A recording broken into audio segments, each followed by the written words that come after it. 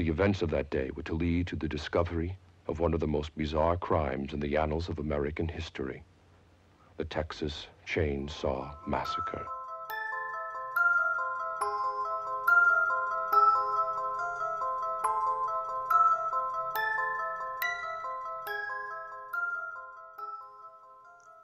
This is Scotty and Andrew, and you're listening to Fun with Horror.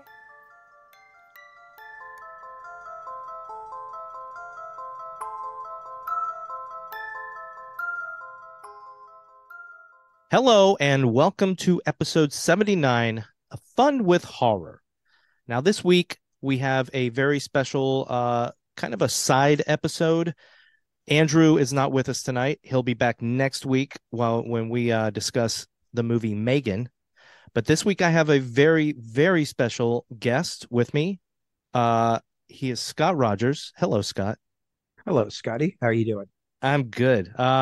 Scott is on the podcast because he has designed an upcoming board game that I'm very excited about. It is the Texas Chainsaw Massacre board game.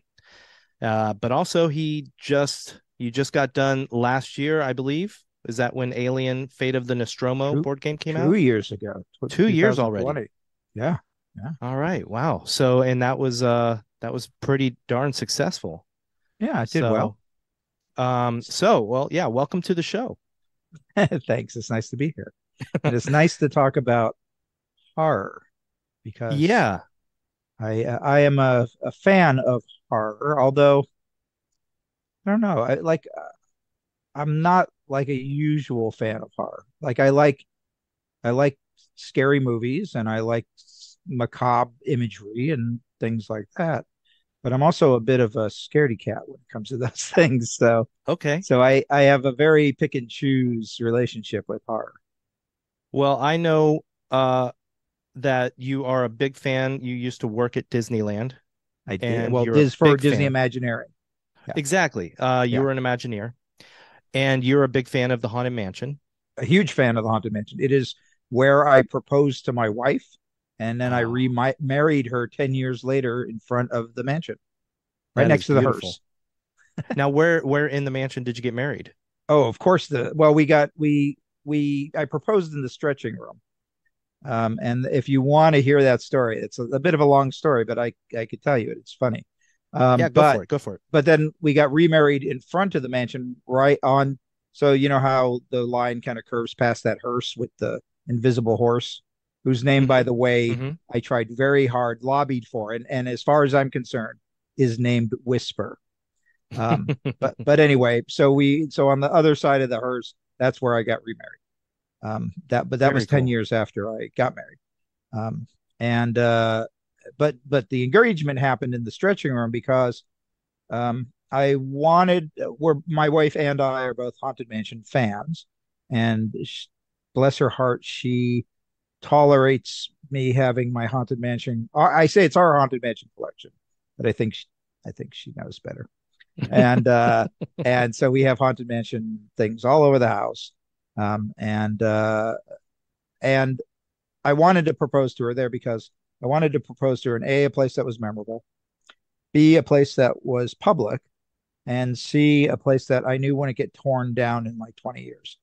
And I'm glad I did so because my first choice was a gazebo at the Disneyland Hotel, which I believe is now the site of where the former ESPN restaurant is.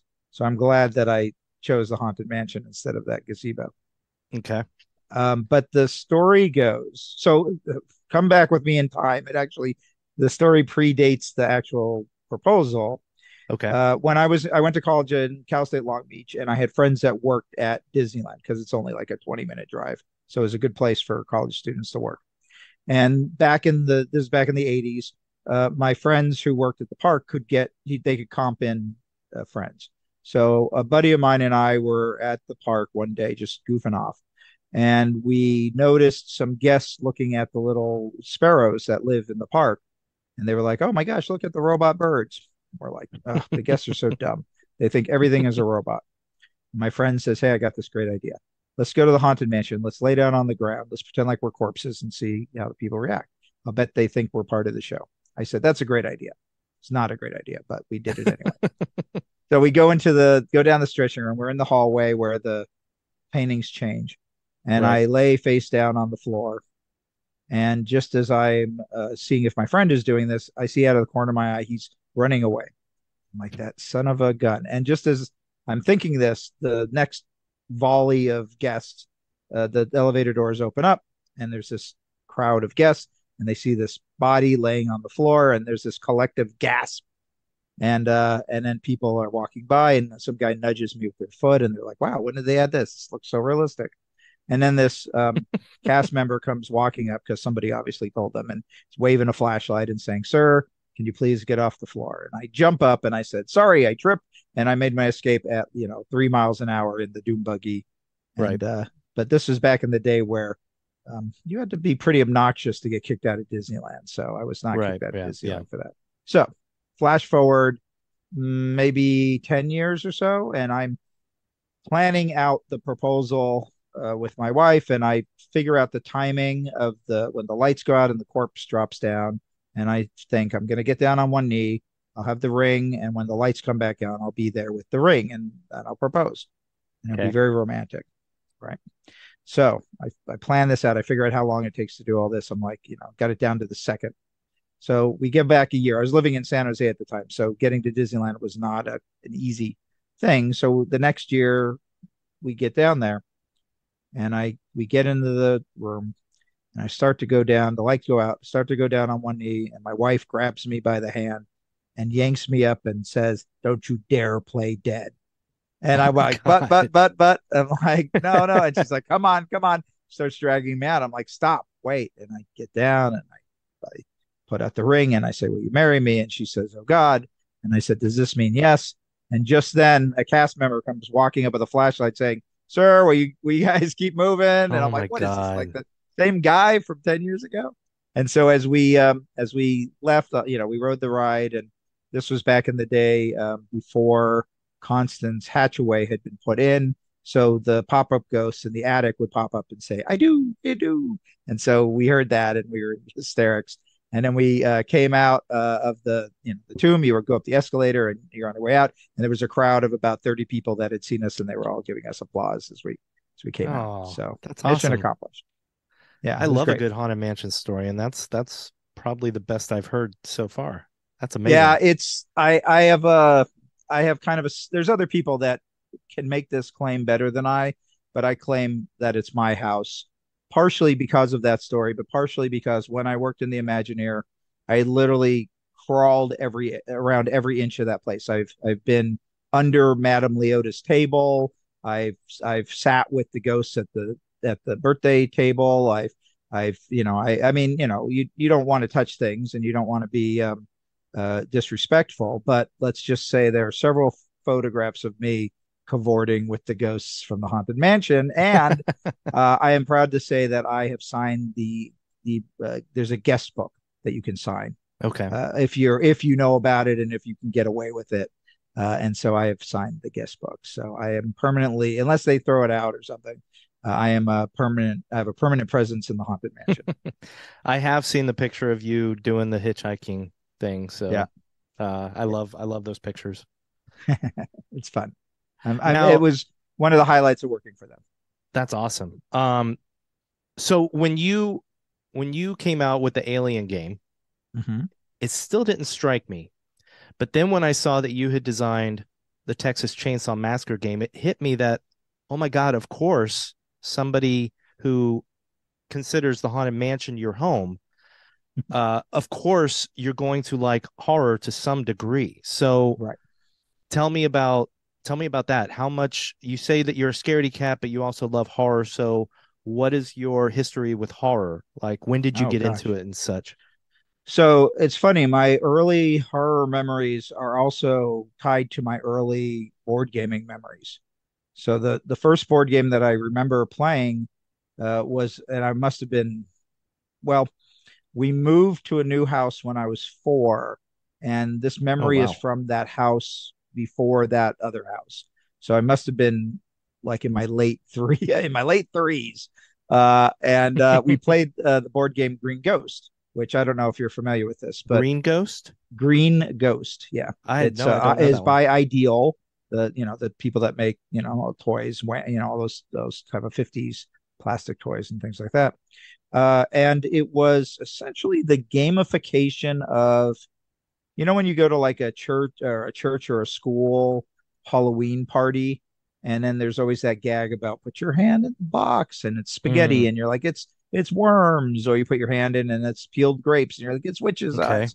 So Green Ghost is essentially somebody taking that idea of putting your hand into a box and feeling around and turning it into a board game. And so this is back in the 70s. This game was made, so the early 70s, and I'm old.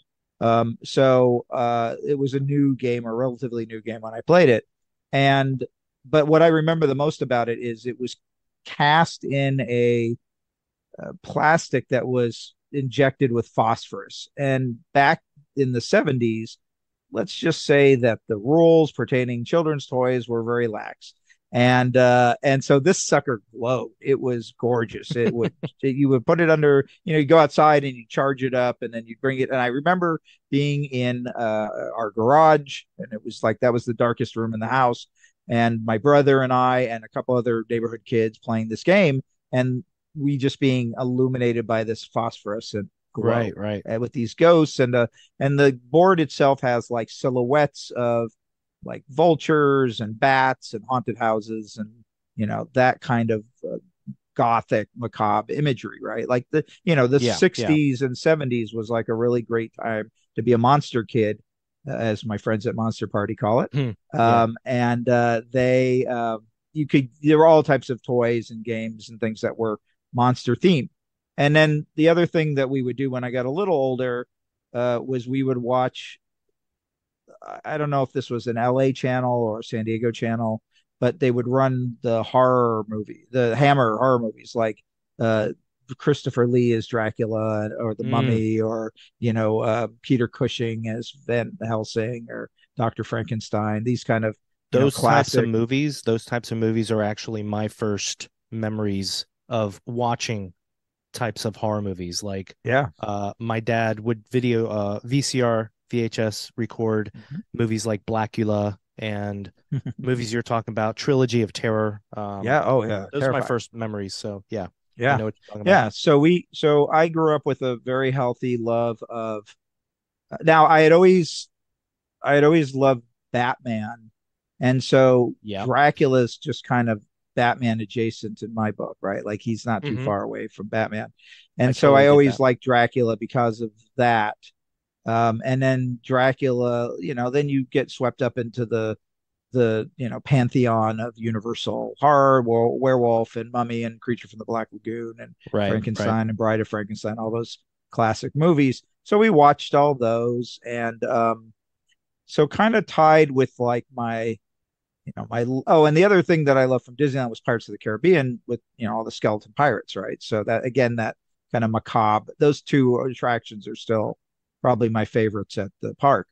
And so there's just kind of a general, during the 60s and 70s, there, like that kind of horror, it was a little kooky. You had like Groovy Ghoulies and the Munsters and the Addams Mm, Family and yeah, those kind of yeah. things.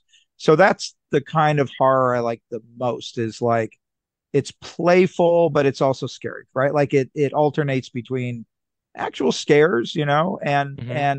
and silliness, but it's never gory. I mean, the Hammer stuff, some of it was gory, but it's never super gory. It's never, it isn't like outright disturbing, and you can kind of, rationalize it away. Oh, it's only a book, it's only a movie, that kind of thing. So, Yeah. but then when things kind of changed in the 70s, the late 70s, and they started to get, very rough, right? Like you Hmm. get the slasher films become, even predating the slash. I remember going to a triple feature in high school on Halloween, and it was like, don't go in the attic, don't go in the basement, don't answer the phone, or something like that, right? Like it was Yeah, yeah. all those don'ts movies. Uh-huh. And those actually bothered me more because they were more realistic. They kind of lingered on the violence a little more, and that wasn't really to my taste, which is ironic because, of course, now I'm doing the Texas Chainsaw Massacre game. But Right. Which came out in I, 1974. yeah, Like that was early 70s. yeah, very early. I mean, it predated almost everything, right? It even predated Alien because Ridley Scott is on record of saying that when he saw Texas Chainsaw Massacre, he knew he could make a movie that was like, much more violent and much more, nerve wracking, right? Like Yeah, that's yeah. where he was like, if I can make my movie as scary as Texas Chainsaw Massacre, I will have succeeded, right? And he did. I mean, and Alien is gory, although really only gory in maybe one scene, two scenes, perhaps. Yeah, yeah. But it's It's kind still of like pretty Texas Chainsaw, in which more of it is left to your imagination, but right. it's presented in a way that feels gruesome and gory. Yeah, and that's how I prefer my horror, to be honest. Like I like more of it left to the imagination. I don't need to see, as much as I have a huge respect for practical effects and all that, I don't need to see somebody's throat slit open. I went and saw Smile, um, when it Mm. was out, and I'm Yeah, yeah. like, I was kind of disappointed because it was just so blatant, and there were things about it I really liked. There were some really good scares in it, but there was also some stuff, and it's like I don't really need to watch that. And I have a very active imagination, so I don't. Yeah. I often say I don't need that in my head.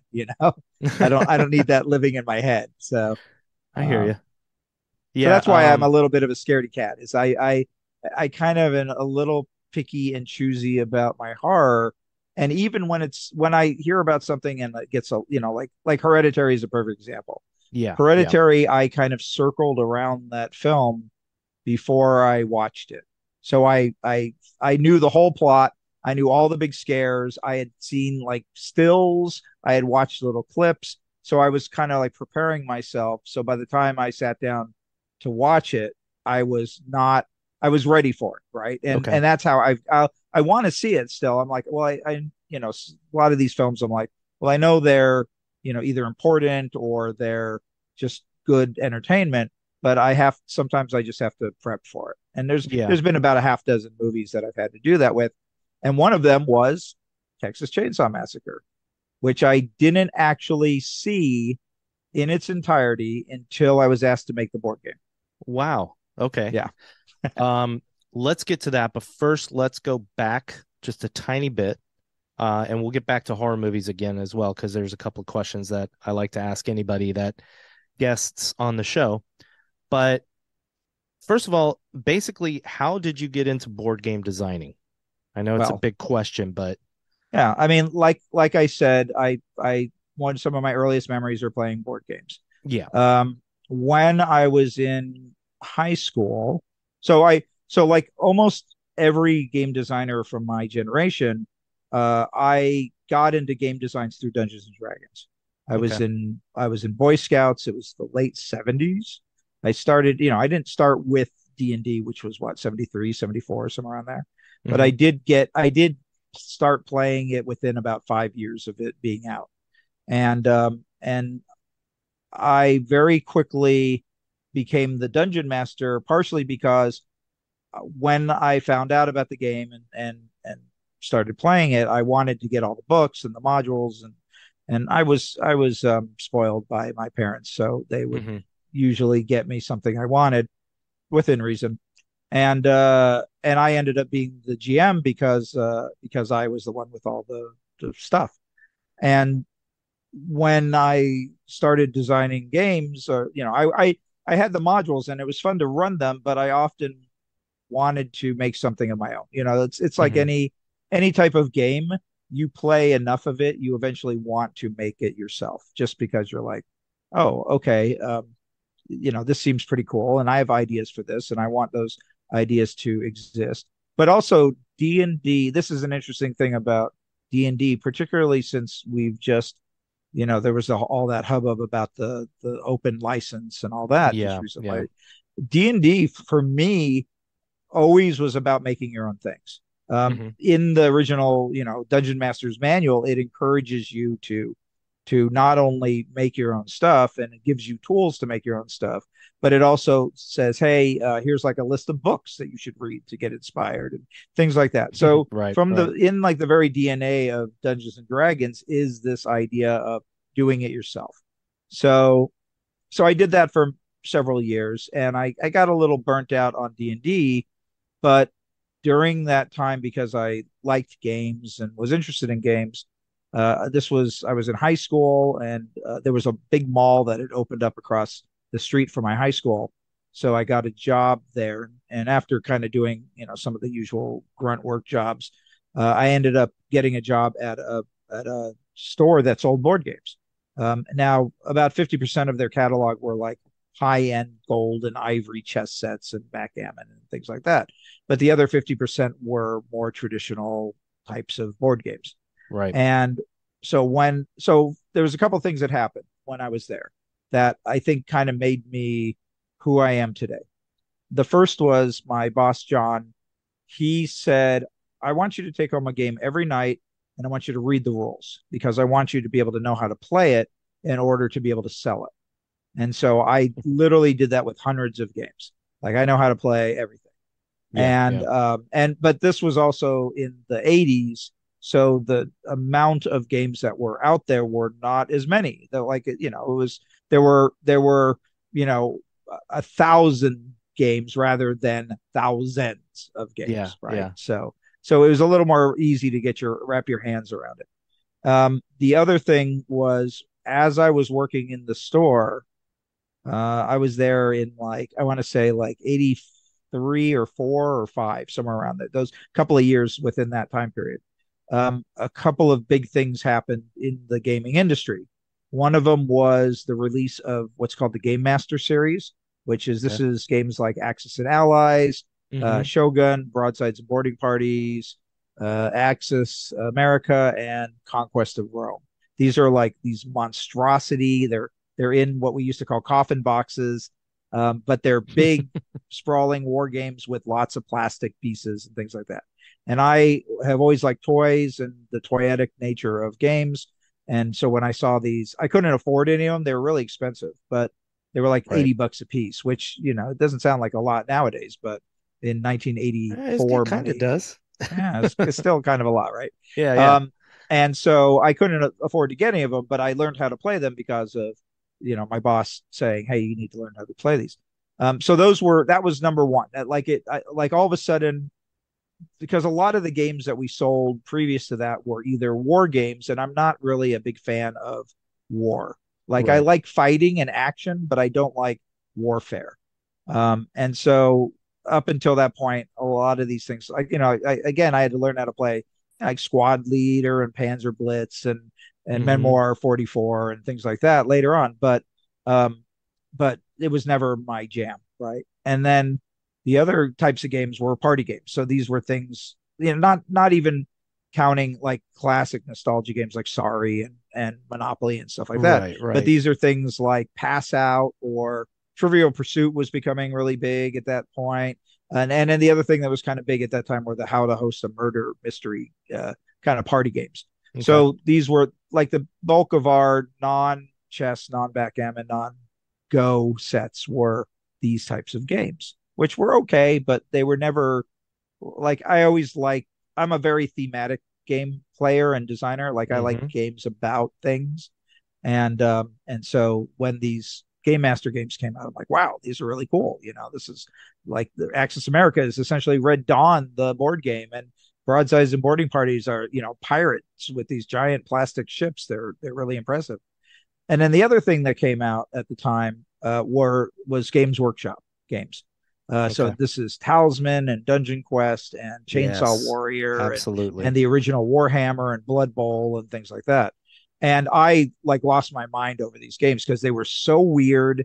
They looked nothing like anything we were selling in the store. They were kind of mean spirited, which I don't mind in a game. They were fun, but they were So also you don't funny. mind that at all in a board game? Like take that? No, not Okay, really. No, cool. I mean, it's just one more mechanism. It's Yeah, it's no I don't biggie. mind it either, but I know a lot of Yeah. people do. Well, yeah, and that's the industry has definitely lashed back, but I think we're kind of emerging back out of it again. But anyway, those Games Workshop games, those I bought because they were actually a little more affordable.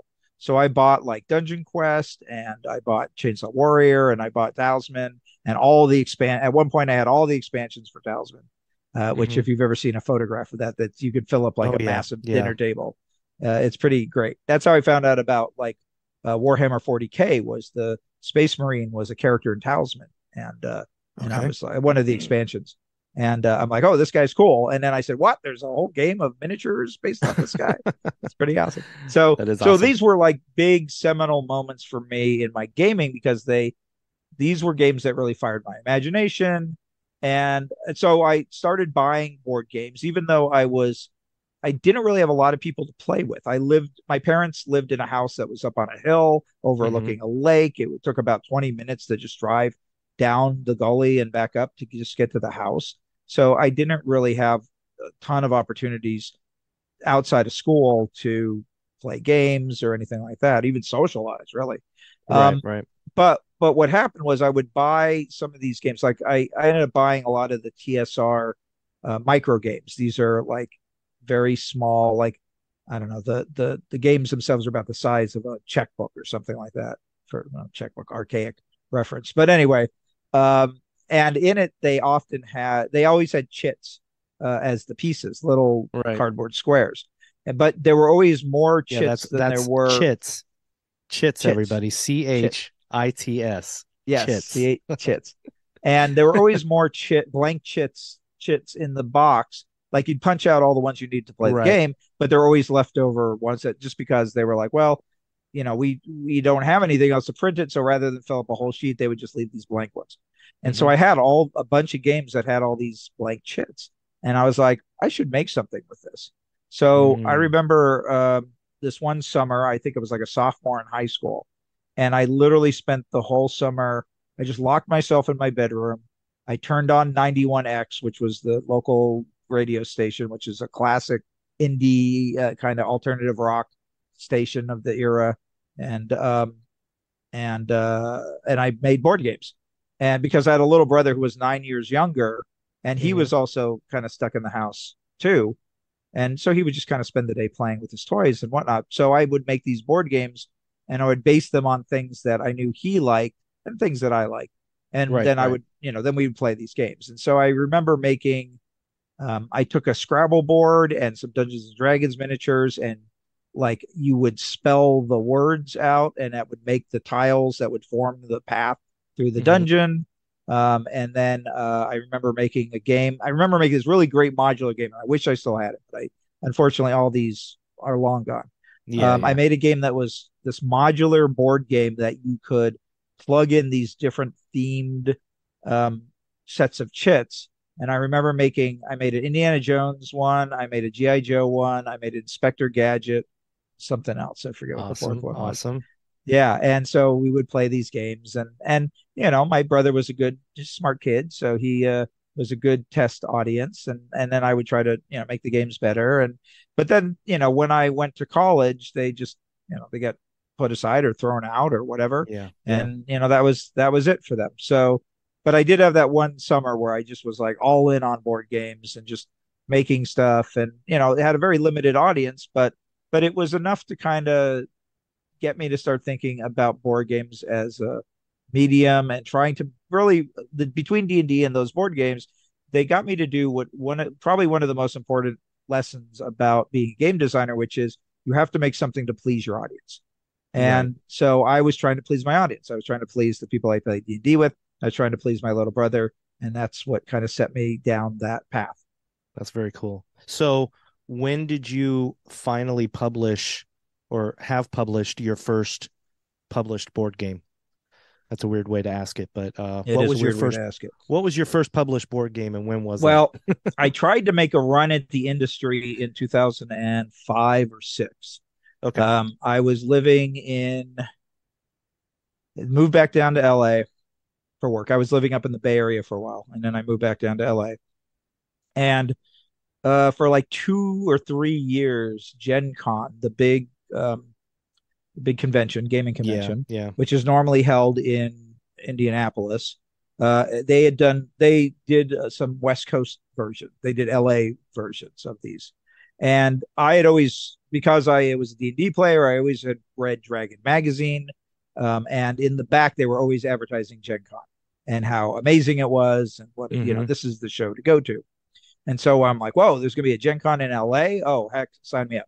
So I went to it, and by this point, so when I was in San Jose, I had a friend who's a big board game collector. I think he has something like 6,000 titles in his collection or something like that. Yeah, it's insane. That's a lot. Yeah, it is. So we played a lot of board games when I lived up there. And so at that point, again, you play enough of anything, you want to start making it. So I started noodling around with a couple of designs. I had two in particular one was called Magician's Club. It was kind of a trick taking game, but I realized I didn't understand what trick taking was back then. So it's kind of not really, it was just more of a take that game. And then the other was called Castle Climbers, which was a tile laying game where you're kind of climbing a little guy up a medieval castle that gets built as you play. And so I had these two designs, and I went to Gen Con and shopped them around. Now, there weren't a lot of publishers at that show, maybe 3 or 4. It was a pretty sad turnout. And that's why there are no Gen Cons in LA anymore. Wow. But I showed it around, and I had playtest sessions, and the show was over and no bites or anything like that. And so I kind of just went back to my regular day job, which is making video games. And the next year they did the show again, and I went, but I'm like, well, I don't really have anything, and nobody wanted those games before. And so, whatever. So I was at the show, and one of the publishers that was there, that had been there the year before, I went over and just said hi. And he's like, oh my God, I'm so glad you stopped by. I have been thinking about your game for like an entire year and how great it was, and I want to sign it. And I'm like, oh, okay, that's awesome. Let's do it, right? So we signed it, but it was, of course, one of those situations where they didn't give me any cash up front, which never again, right? But right, exactly. yeah, and that's, I have a whole litany of things I could warn any potential game designers about. But one of them is always get a little money for your effort, right? You're essentially selling them the opportunity for them to make it, just like you would sell a screenplay or something else. Correct me if I'm wrong, but you wrote a book about. I'm writing a book. You're writing a book. Okay. I've written books on video game design. Okay, right. Okay. I have two. I got confused with what you have coming out. Yeah. So I have 2 books on video game design out. You can get them on Amazon or wherever. One's called Level Up, The Guide to Great Video Game Design. The second is called Swipe This, The Guide to Great Touchscreen Game Design. And then the book, which is available for pre-order, actually, pluggity plug, is called Your Turn, The Guide to Great Tabletop Game Design. So you can sense a pattern here in my naming convention. Yeah.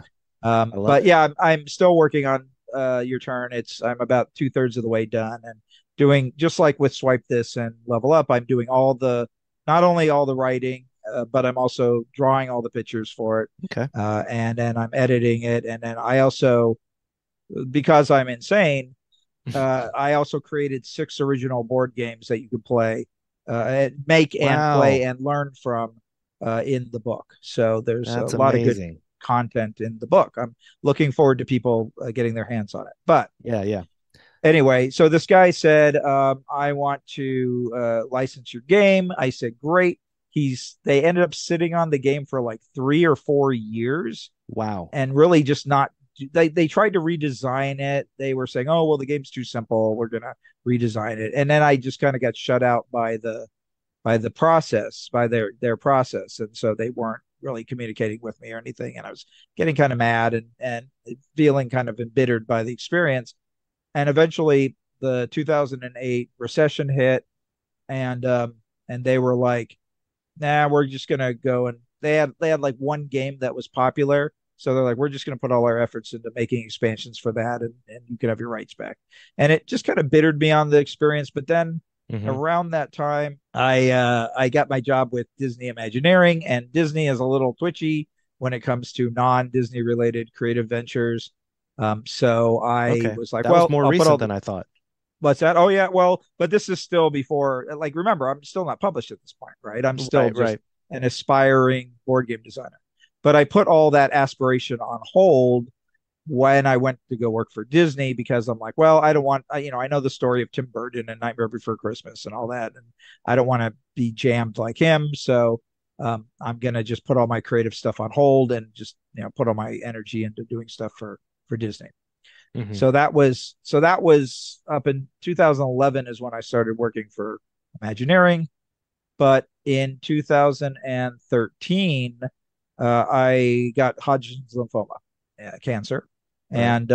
and I put me out of work for like 8 months. I had to go on chemotherapy, and it was really unpleasant. But so when you're on chemotherapy, in my case, they did it like every other week. I would get chemotherapy. So the week that you have chemotherapy, you feel like garbage and you don't feel like doing anything. But the week that after that, you're kind of building your strength back up. You're like going out of your mind because there's nothing for you to do, and work is like, well, we can't legally even talk to you because we will just want you to get better, which is Mm-hmm. fine, but it's not great for your mental health, and nobody at your work can talk to you or wants to talk to you, or Mm. whatever. And then also when you have illness it was a pretty severe. I almost died, and so a lot of people were like kind of scared. When you get terminally ill, people get really scared to talk to you, partially because they're like, I don't want to face my own mortality, or this person might not be around much longer. And so Right. Right. so it was kind of a lonely period for me. So I was like, well, I have some board game designs that I've been kind of thinking about. Why don't I just make that? So during that time period, I worked on a game that was kind of I wanted to make a game with little rocket ship, like something similar to those Game Master games, right? With ships and Yeah. pirates. Well, like Broadsides and Boarding Party was always cool, but it was not a great game. It had a great table presence, but it wasn't a great game. And I'm like, well, I like the idea of it, which is you've got ships and guys inside the ships, and the guys inside the ships should be doing things because, that's what, otherwise, why would you want guys in the ships? And eventually that became a game called Ray Guns and Rocket Ships that I then sold in 2015. So I 2015. actually finally went to Gen Con in Indianapolis, and talked to like a dozen different publishers. And the one publisher that seemed to get it, like kind of understand what I was trying to do, was IDW Games, and they Mm. were the ones that published it. They kickstarted it, and it was made, and it came out, and it exists, and you can, if you go on Amazon, I think they still have copies you can buy. But Uh, if you like a good game, like 1930s pulp sci-fi rocket ship game where you have swords and guns, that's the game for you.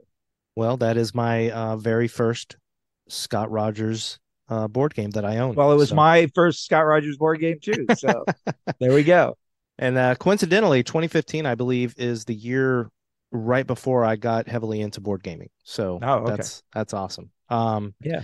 So then that came out. What eventually led to uh Alien Fate of the Nostromo? Because that was huge for you Yeah. from looking Yeah. from the outside in.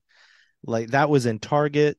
It's been everywhere, and it's been a very popular game amongst people. So what Yeah. led to Yeah. And that? I'm really proud that I helped make that.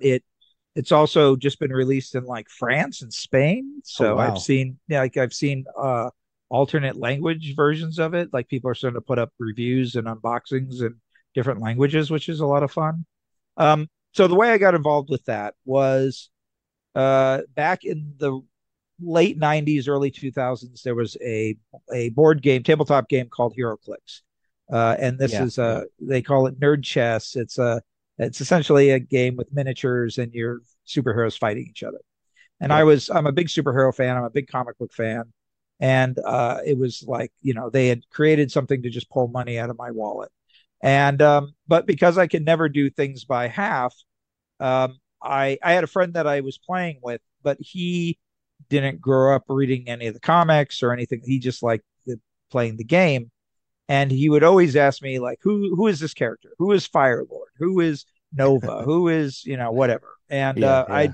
I like go launch into this history of this character, and I after a while I was like, oh my god, I'm tired of hearing myself rattle off all this nerdery, let me just make you a website. So I made a website that I called Who Clicks, and it essentially was biographies of all the characters that were in a set. So I would Hmm. essentially have each of the sets, and there were like, I don't know, like 30 to 60 characters in each set. So I'd Yeah, end up writing there's a all lot. these biographies, and kind of like, what was the first appearance they were in, and who do they team up with, and who are their enemies, and things That's like that. So awesome. that way you could play the game if you wanted to, like kind of go, oh, who's in the X-Men? Oh, these characters, and who do they fight? Oh, Right, Magneto and the right. Brotherhood of Evil Mutants. Oh, okay, let's play that, right? Like, because I was a big fan of trying to recreate these fights from the comics rather than just put together the optimal team to win. And so anyway, I had this website. I ended up being very active in the community, and I would get to the point where I would start to guess the contents of the upcoming sets based on the titles and like kind of my knowledge of comics. And I had like about a 75% success rate usually. So it was Hmm. pretty high without having any knowledge at all other than just my own nerdery. And I was at Comic Con, and I went, the WizKids had a booth, and I met the lead designer, a fellow named Seth Johnson at the time. And we just ended up really hitting it off because we were both simpatico, like he was like, how do you know all this stuff? And I'm like, I just read all the comics. And he's like, well, dude, you could be one of us, right? You Hmm. are thinking in the right direction, and you know all this stuff. And so I ended up becoming really good friends with Seth. And Seth has a pretty amazing career. Um, but he had worked with a fella named Mike Mulvihill at WizKids and Mike helped with HeroClix and some other games. And Mike is the guy who invented the role playing game Shadowrun, if you're Hmm. familiar with that. I am. Um, I am. but he had recently, so when I met him in person, was that first year I went to Gen Con to sell ray guns. And Seth was like, oh, this is my friend Mike. You guys would get along, blah, blah, blah. So we just struck up a friendship, and we kept in touch. And Seth or Mike knew that I was kind of this aspiring game designer, and I just sold my first game. And so he was like, let's just keep in touch. And, you never know where it leads. Well, where it led for Mike was he ended up becoming the creative director of Ravensburger, which is the Right. venerable old German board game company who's been making board games since like 1860 or something ridiculous like that. Yeah, yeah, it's And crazy. um, and so when we started talking about like he would come to me for advice because as I was learning the board game industry, I would start to find out things like what people were getting paid and what was a contract like and this and that. And Mike had always been a game designer, but he had always worked for a big company, so I had a lot of information that was useful when he had to deal with like freelancers. So Hmm. he would always ask me for advice and that, and then and then I got on his list of like game designers to reach out to whenever they had a need. And so for a while, Ravensburger was sending out these kind of like all call sheets where it's saying, all right, we have the license to Back to the Future and the Lord of the Rings and the Princess Bride and blah blah blah. And it was like, if you have any good ideas for games based on these properties, let us know. And so I would kind of pitch for almost everything. Like I just was like, I just gotta try a shot at everything. And I would just keep pitching, and because I'd done a lot of pitching in video games, I was good at making PowerPoints that kind of talked about gameplay and all that. And Mike would get back to me and say, "Nah, sorry, we're gonna pick somebody else, but we love your pitch. Like you're really good at pitching. It's Hmm. always fun to get a pitch from you, blah, blah, blah." And so that kind of encouraged me, but I was like, gosh darn it, I want to hit. Like I want to be able to get a deal with these guys, right? Yeah, yeah. I'm tired of like pitching, pitching, pitching and nothing come of it. And then they sent out the all call, and one of the things on it was Alien. And I'm like, oh my God, Alien is like my fourth favorite intellectual property. Like for me, it's like Batman, Star Wars, Haunted Mansion, and then Alien is number four. And so I'm like, dog, dag gummit, I'm gonna try and get this. And so Yeah. I put together a couple of pitches and I sent it off to them, and they came back to me and they said, well, we really like this one idea, but we also like things from this other one. Can you like put them together and elaborate on what you mean? And so I built this kind of fake. Like I'll tend to build like um almost like pre-prototypes where I'll cobble together pieces from other games and things like Hmm. that. Hmm. And I'll take photographs of them and kind of go, okay, this is how it works. It works like this. You do this, whatever. And I sent that off, and I don't know how many other people bid for that game, but I was the winning bid. I was the winning pitch. So that's how I. And then they were like, all right, now we need this game. I think they told me in November that I got the pitch. I sold the pitch, and they said, all right, we need a game by April. And this was like 2019, like right before COVID. Like it Okay. just like Yeah. COVID hit just as I was starting to play test Alien. And so my family pitched in, and they all helped and were a great help. And then also Ravensburger had like some remote play testing, so they had that going on. And the fellow who was the project manager, Steve Warner, did an amazing job. Matter of fact, he's the guy who came up with the idea of the cat when you open the box and you get the jump scare of the cat. So it was real fun to work with them. They were great. It was super easy, and the quality of the game and I also the fellow who sculpted the minis, his name is Brian Dugas. He was a HeroClix sculptor, so I knew his Oh, work wow. Wow. years before. And we again another person I become friendly with, and we had a funny moment where we were talking to each other online, and we were like, "What are you working on? What are you working on?" Trying to dancing around the point, and then we both realized that we were doing Alien. I was like, "Wait a Yeah. second, I designed that game." He's like, "Wait a second, I sculpted that game." So That's so awesome. yeah, So now, one of the brilliant things I think about that board game is, uh, as a fan of the movie and the property, you got this so perfectly right in that you're not trying to beat the alien at all. It's a cooperative game. You're playing with your friends. How many players? Up to it four or goes up five? to four. Yeah, yeah. Four. It can play solo, but it goes up to four. And you're all trying to just simply escape. Yeah, yeah. So, Yeah, and that I mean that came from two things. One is the movie, of course. You cannot kill the alien, right? Like right, it just correct. isn't it's not doable. Even I mean it's even debatable if the alien dies at the end of the movie. For all I know, he's still just spinning around in space, right? Right, right. Um, but the other thing was that Ravensburger had a couple of caveats that they wanted for the game design. So when I pitched my design, I had some mechanics that were different than what it ended up in the game. And the two things that Ravensburger told me, they said, we can't have player elimination and we can't have a traitor mechanic. And I go, guys, you do realize the movie is about player elimination and a traitor mechanic, right?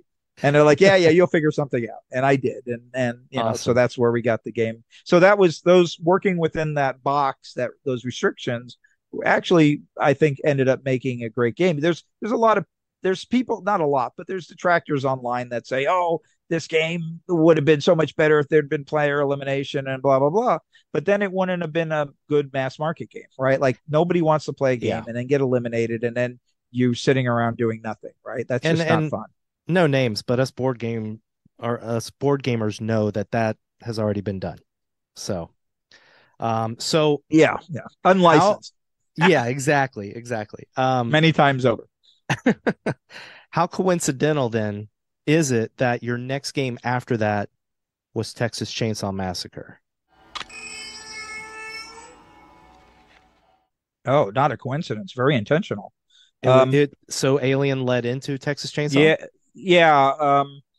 So I had seen the announce. So Trick or Treat Games is the group that's publishing Texas Chainsaw Massacre, the board game, Right. and I had seen a friend of mine is an art director in LA. He's works on a lot of big movies and animation things. And he saw we talk about board game. We're always talking about maybe collaborating on a board game, but he sends me stuff from time to time and he says, "Hey, check this out." And it was Trick or Treat's first press announcement that said, we've got this lineup of games from like big name game developers or designers like Reiner Knizia and Richard Garfield and blah blah blah, Right. Bruno Cathala, and and then they were like, we're matching up our talented artist or our talented game designers with our talented artists. And so I saw the quality of product that they were showing. They were just showing boxes mainly, but I'm like, Mhm. wow, this is a great lineup of creators, and it's a great art. The art is fantastic. I go, I want in. Like, how do I hook up with these guys? Right? They seem like they're Right. a class act right out the gate. And I looked, I looked them up, and it turns out that they have been making, like props and masks. And matter of fact, I think your Chucky doll back there is made by them. That is Trick or Treat Studios. Yep. Yeah, and so I was like, all right, let me reach out to them. So I literally just sent them an email and said, hey, I saw that you have announced you make games. I make games. I like scary games. I just made this game Alien that's coming out. Let's talk. And so That's amazing. You put yourself out there. yeah, you have to, right? That's Like awesome. you can't just wait for somebody to show up. It's just Yeah. nobody everybody is too busy worrying about themselves. So you got to just be, you can't be afraid to go out there and put yourself out there, Okay. particularly if you feel like you have something to offer, right? Hmm. So I did that, and I first I said, well, I've got a bunch of other kind of scary games, or games that could be made scary, that you might like. And I showed them all those games, and they were like, that's okay, it's okay, whatever. And they're like, well, what we really would love you to do is we would love you to make a game based on the Texas Chainsaw Massacre. Tell us what your ideas were for this. Now, so I was talking to Chris Zeffo, the head of Trick or Treat, and I'm like, well, Chris, I have a confession, because Chris was telling me, oh, my dad was he was the guy who financed the movie, and like he's actually got like familial ties to the movie, right? And Yeah. so it's Yeah. very near and dear to his heart. And so I didn't want to disappoint him, but I also wanted to make a game with these guys.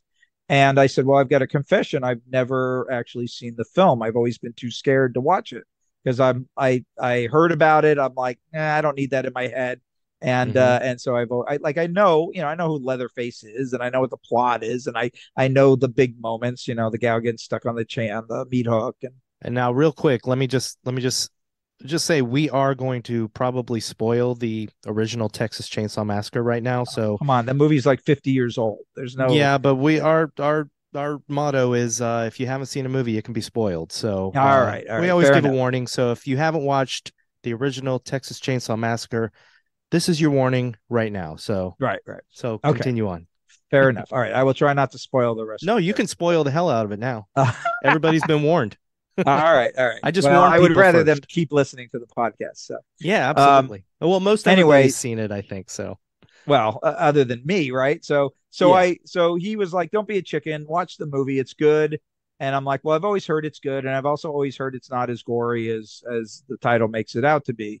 So Hmm. I ended up watching it, and I was really surprised by it. And it wasn't like it did everything it advertised. It was very tense, and it was very creepy, and but there were two things about it that I came away with that I was actually surprised by. One was how grimy the movie is. Like, you Hmm. literally, you can feel the grease and grime in this. It's an unpleasant, there's something very unpleasant about the movie. It's the sound design and the way it's shot and the lighting, and just the fact Yeah. that it's, like, and then you read the stories about the behind the scenes, how they would go to the slaughterhouse and get stuff, and all that. And so there's a very tangible grime, or grossness to the game. So I'm like, ooh, this is interesting. I want to see if I can try to capture some of this.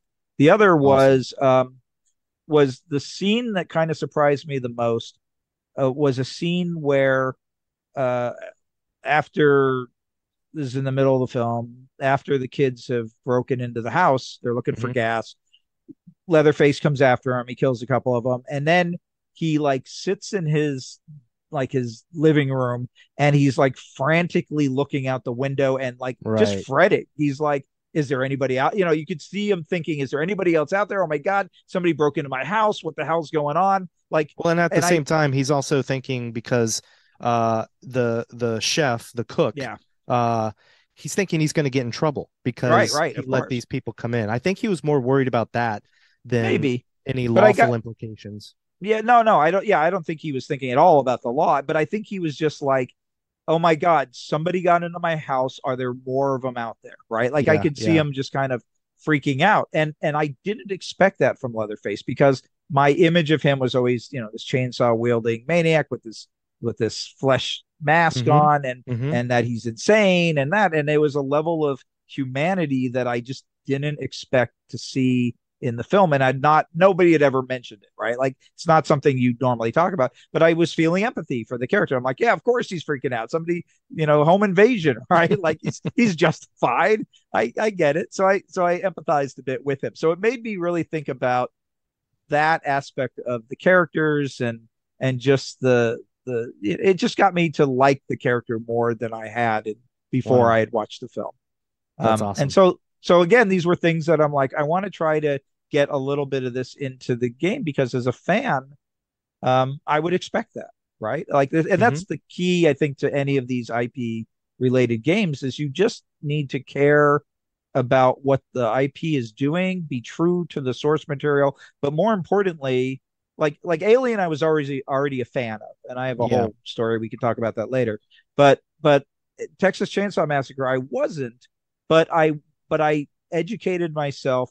I went on websites and I read everything I could find about the making of the film. So that way, because sometimes you can get little ideas here and there from things that were either edited out, or they were going to do and couldn't do, or whatever, right? Little nods to things that just, the fans would know, Right. because that's important, right? That kind of fan Absolutely. service.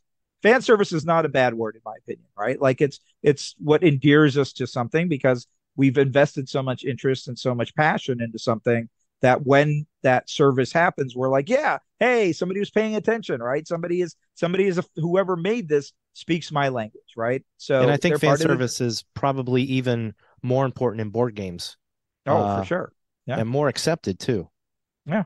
And So, and the other thing was, I wanted to, then I went on to the bunch of websites and message boards, and just really dug into, like, why do people like this franchise? What do they love about this movie? What do they love about these characters? How can I surface these things? What do they think about, like, when they think of them in general terms? What do they think about? Because a lot of that generality and kind of stereotyping, you want to make sure you get right, because mm-hmm. when you think about the character, you're like, well, the core trait of the chef is this, the core trait of, Franklin is this, whatever, Yeah. and you want to make sure that you're getting those characterizations and those beats right, so that way, again, it feels true to the fan, who is, because they're the ones that are going to buy the game initially, right? And they're going to be like, Mm-hmm. is this true or not? They're going to look at it with this very skeptical eye.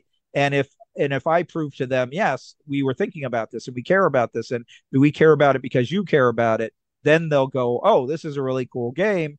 And then that might get other people who are not as big of fans to go, oh, maybe I should look at it. Okay.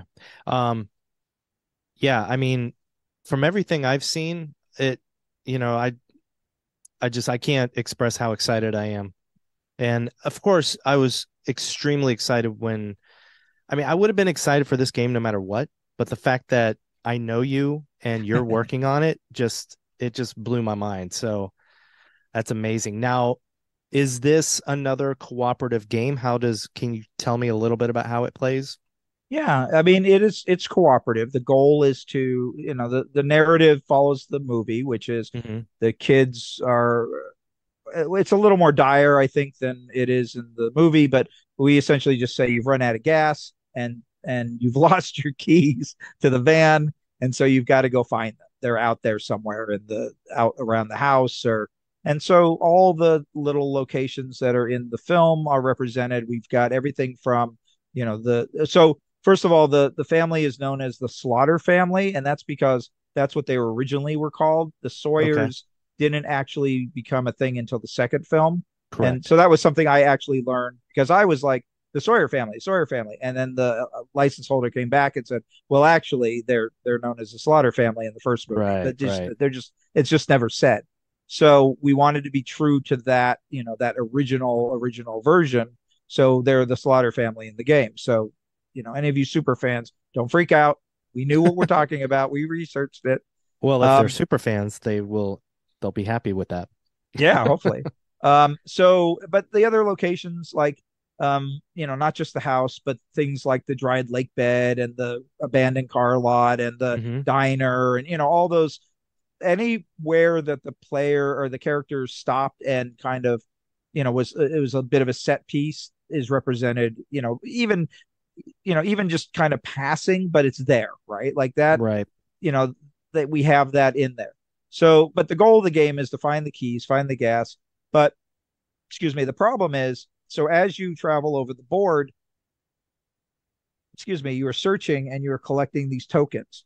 Mm-hmm. And but we're in unlike Alien, which you would just turn them over and do what's on the thing, you turn them over, you see what they are, and you go, oh look, here's the car keys, but then they go into the bag. We've got a bag. So Yeah, tell me about so the bag because I think yeah, everybody's going to be talking so about the it. so the bag. So I had been playing with another game design, and I still want to make this, but I really, one of the games I love is the Quacks of Quedlinburg, which is a European game where you're drawing components of a potion out of a bag, and it's a push your Right. luck game. And I really love that game, and so I'm like, oh, I want to see if I can do something like that in this game. And so the tension of the game is you're collecting these tokens, but they're going into the bag, and you get a limited number of moves. Like you can move, I think, up to 2 spaces on your own power, unless you have been bloodied. And so, as you, certain things will cause you to get bloodied. Some of them are bad guys, some of them are the environment. And if you fill up, if essentially you become full bloodied, you lose your movement. So now you're screwed, right? You're wounded and Yeah. you're not doing so good. So the only way you can move is by pulling action tokens out of the bag. So now it's like, well, I want to move. I got to get away from Leatherface and or find the keys and find the gas. So now you're like, crap, I'm stuck at pulling the tokens out trying to get actions. But the problem is also what's in the bag are the things that move Leatherface and his family members around. Oh wow. And That's and awesome. so as you're pulling things out, oh crap, I pulled a token that moves Leatherface towards me, and is he going to get to me and hit me with the chainsaw and do more damage to me, and then if you are fully bloodied, and Leatherface catches you, he takes you back to the house and then puts you on a meat hook.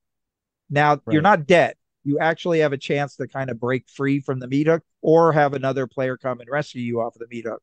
But you can die on the meat hook. And if all 3 of the meat hooks in the kitchen are filled up, then that's the end of the game. Everybody That's the end of the loses. game. Yeah. Now, when Yeah. you go, if your character gets put on the meat hook, does Leatherface end up in that room with you as well? No, you get dragged to that You room, just but okay. he's still running around causing trouble. So Now yeah. tell me more about the bag because the bag So is made out of something, right?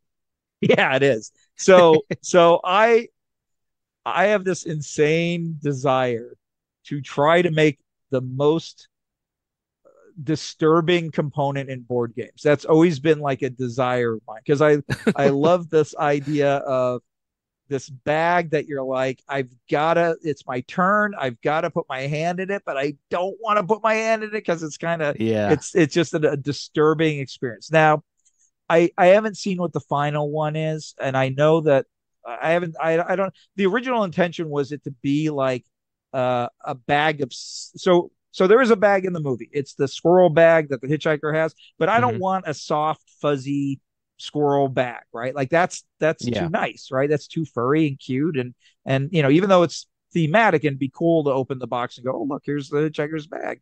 That's not what I wanted. I wanted a disturbing, horrible bag. Hmm. So instead, I said, well, let's make the bag out of human skin. Let's have it be stitched of human skin that you put your hand in, and when you put your hand in, there's something about it, whether it's a texture or something that's just unpleasant. And so as you put your hand in, it's like, oh, I don't really want to be doing this. And then I pull out the token, and did I get something good or not? And then you're like, all right, I got something bad or something good. Now I got to put my hand back into it again. Oh no, I don't want to do that, right? So I call it the hideous draw bag. I think they ended up doing like a screen print of like skin stitched together. I don't know. We had talked about maybe doing something on the inside of it that makes it feel weird, but Yeah. to be honest, I have no idea what they ended up doing. I trust them though. They are masters of this Right. kind of stuff. So hopefully they have done something cool that is cost effective. Yeah. I mean, that's the whole thing, cost effectiveness. So, Right. Right. oh man, I can't wait to play it. Yeah, I know. I can't wait to So see what they ended up with. I it hope it's is good. Leatherface and the rest of the family moving around the board as well. Yeah, well, kind of. I mean, okay, so Leatherface is always moving around. He's driven by these tokens. And then when you find the gas and the keys that you need to finish up. He gets mad, so it accelerates his movement. So he gets faster. He does more damage as he goes. So he becomes very vicious when he reaches kind of the top end of his little chart that he climbs. The other characters come up after you've drawn X number of tokens. They come out in an order. First is Grandpa, and he doesn't move. He just stays in the dining room. But if you're ever taken to the dining room or go into the dining room, you'll take 2 blood tokens because he's so good at killing. So he does more damage than Leatherface does initially. And then the chef shows up now. Remember, the chef doesn't like to kill. He's only kind of aiding and abetting the family. So he doesn't actually cause blood damage. He just drags you back to the house and throws you in the dining room where Grandpa is. So you're going to take 2 damage, but it is not the chef's fault. It's Grandpa, right? Yeah. And then the third character is the hitchhiker, and he shows up. He's the last one to show up, and he will start on the van. So you can't win the game if he's on the van, right? Okay. He's blocking the way. So you have to get rid of him. Well, how do you get rid of him? Well, one of the mechanisms in the game is that you can push other characters. You can push your friends out of the way, or you can push the bad guy to keep them from coming towards you.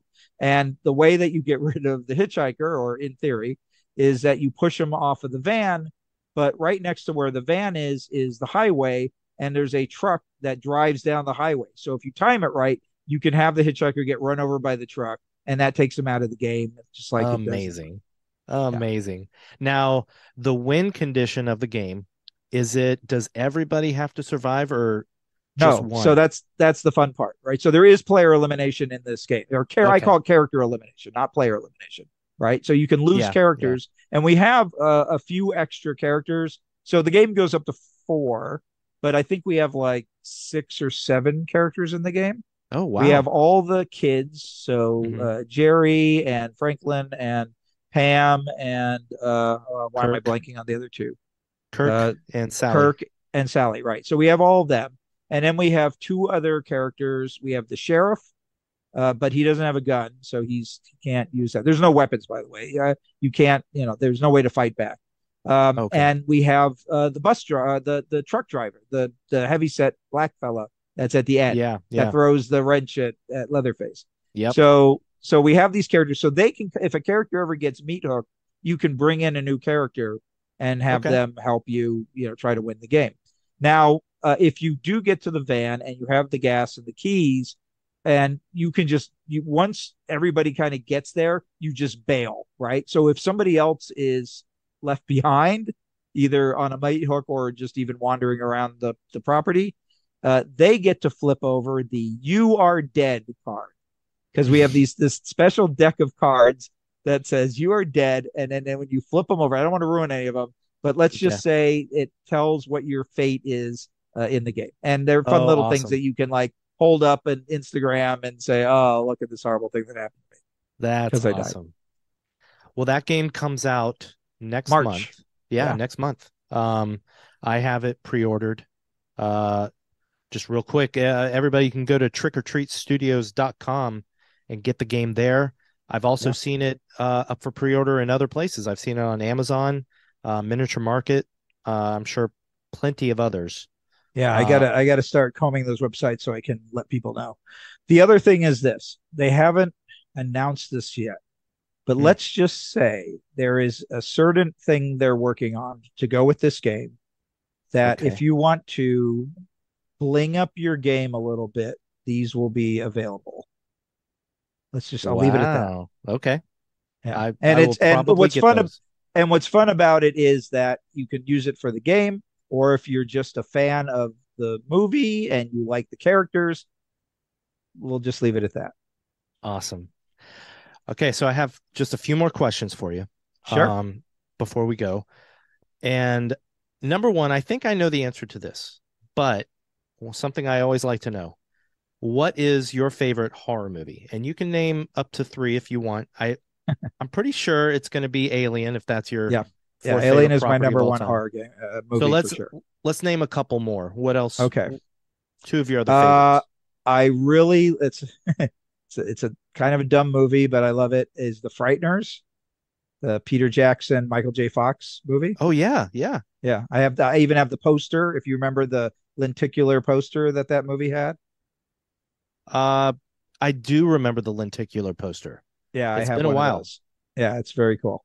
One Um, second, Ziggy the horror cat. Ziggy, what are you doing, buddy? he's up to no He's good. just as always. Ziggy, don't do that. Anyway, sorry. No, Um, no, no worries. so the Let's Frighteners, see. and Yeah, let me just say real quick, I'm really praying and hoping because I heard it's coming out finally internationally, but the Oh, director's cut of the Frighteners, oh, wow. Yeah, that's it hasn't been long. out since Laserdisc, Right. Yeah. and I'm Well, hoping that it gets I released have on the Blu-ray. earlier DVD of it, so I don't know if that I think some of that footage is on that DVD. I don't Okay. have it on Blu-ray, but I have it on DVD. Okay, so So, Frighteners, what else? oh Anything gosh. else you want to mention? Yeah, I mean, there's a lot. It's kind of a I mean, I think you that's know. good. Well, Frighteners is I always actually say, it's a great example as to what you were talking about earlier about movies that are horror movies, but also very fun. yeah, yeah. I mean, what one of there's a lot of things that I love about that movie. Everything from it's got a Danny Elfman soundtrack. I Yep. love why am I always blanking the name of the guy who plays the traumatized kind of FBI guy. He had been in like every cult. He's in like Star Trek, Deep Space Nine. He was I forget what his name is, I but forget he's like myself. It's been a while. he's a famous character actor. He's in it. Gacy, not Gacy, uh, Busey. Busey is Oh great yeah, in it. yeah. And it's and I and it and I love the way that the ghosts are haunted mansion ghosts, right? That's another reason why I love it, right? Yeah. They're kind of blue and they're silly and they hang out in the graveyard and party and that's like you can very much feel Disneyland's haunted mansion in that movie. Um, but I mean, there's I'm trying to think of like which ones do I watch regularly.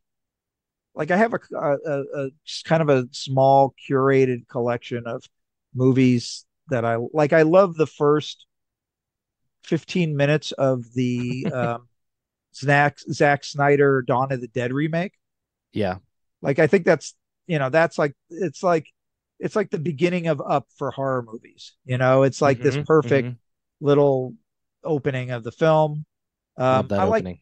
I like Nosferatu, the original, Of course. 1920s Yeah. film. I like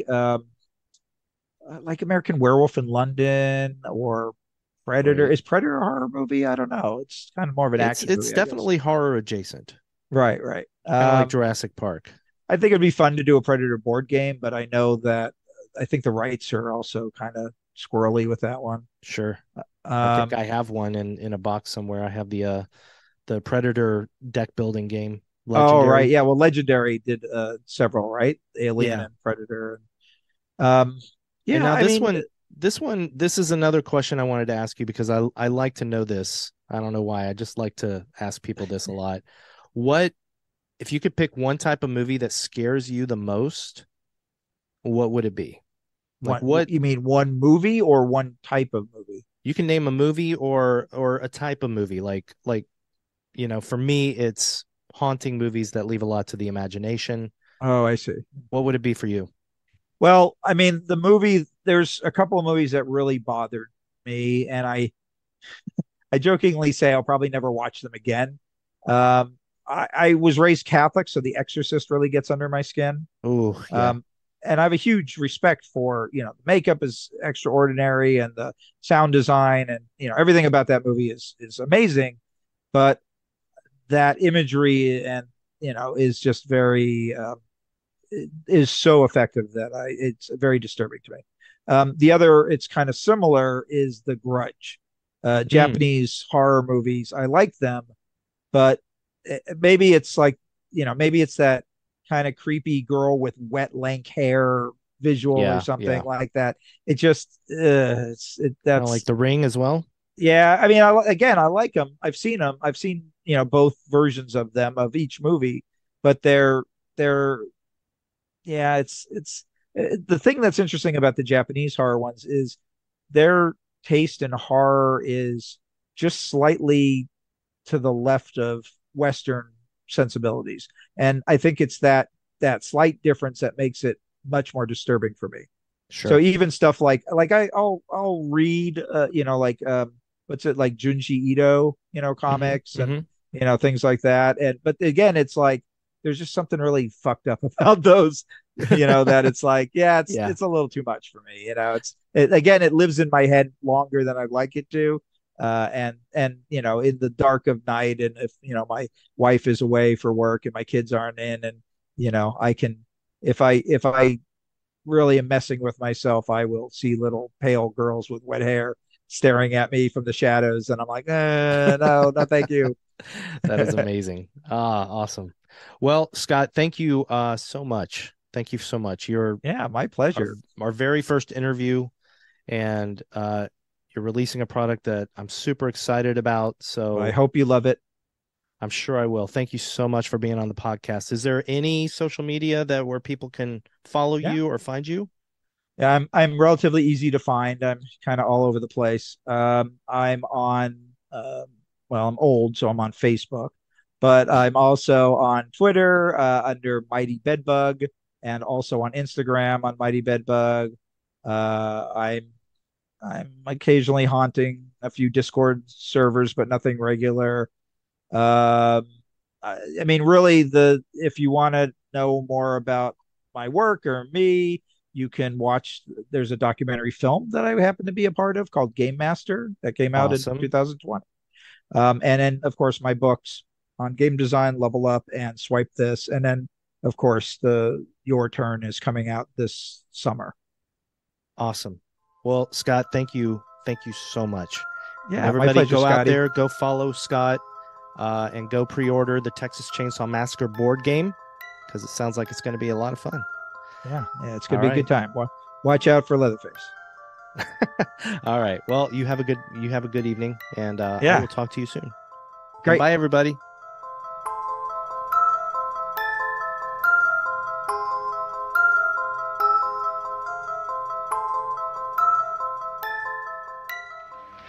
I've been thinking about letting Grandpa have some fun. You always said he's the best. He's the best, all right. Just let him have a whack. Hey, Grandpa!